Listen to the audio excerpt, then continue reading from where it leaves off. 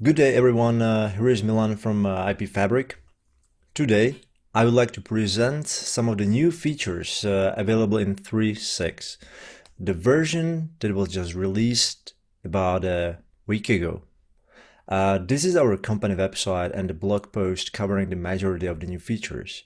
Some of them were more or less expected based on previous release rollouts. We usually add new vendors, new technologies, or improve the UI experience or database, but today it's different.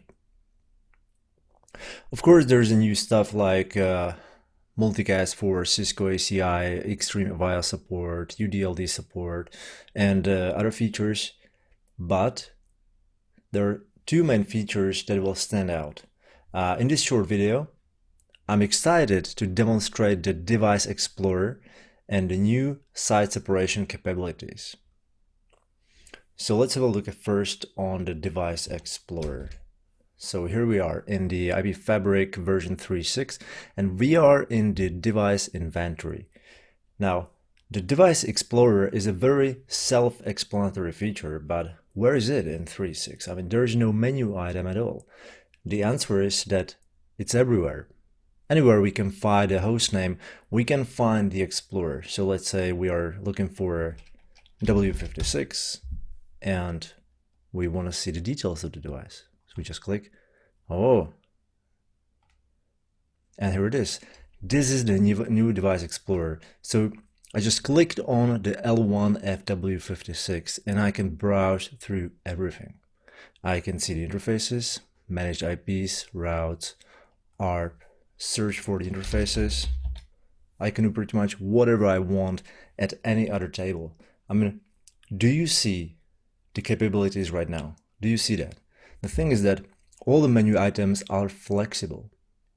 You can modify or set up the tables. You can choose what tables are going to be included per device or excluded, and this is per user, another important thing. It's multi-tap, so I'm going to clear out the table. So you can add more devices and compare data. So I can see I want to see the interface from L1FW56, so I click on interfaces. I want to see the interfaces from the other device, so I go to the other device and see the interface. I mean, the options are endless. So imagine you're going, for example, for the OSPF. You're going for OSPF neighbors. And you want to select this particular neighbor. And say, okay, this is the interface. What is the interface description? You copy the interface, click on the host name,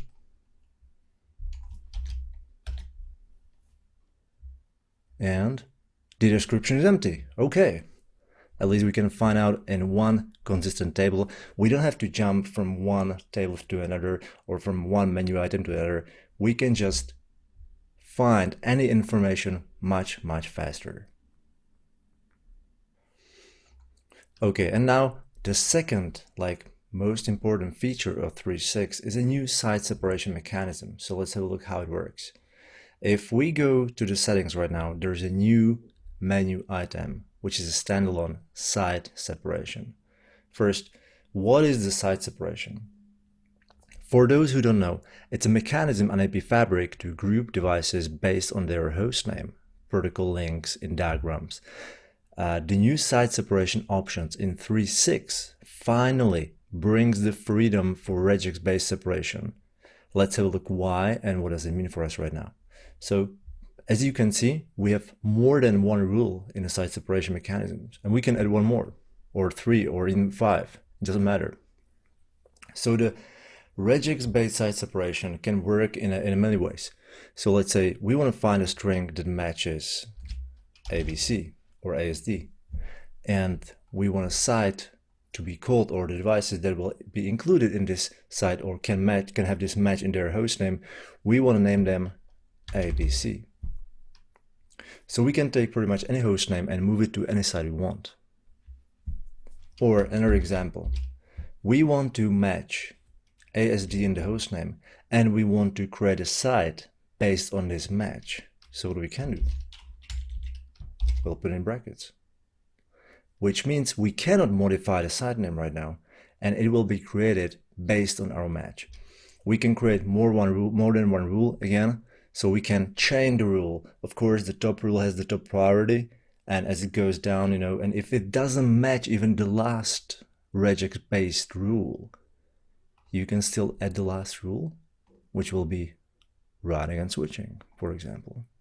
It's your choice. You can flip them around, you can play around, you can test them. So if you edit a rule, you can test very easily and find your sites and fire your host names that will not match the sites. By the way, this transformation will allow you to have lowercase and uppercase matches at the same time, because it will automatically transform the host name to uppercase if you need that before you apply the match. So this is for the most wanted features for 3.6, and enjoy.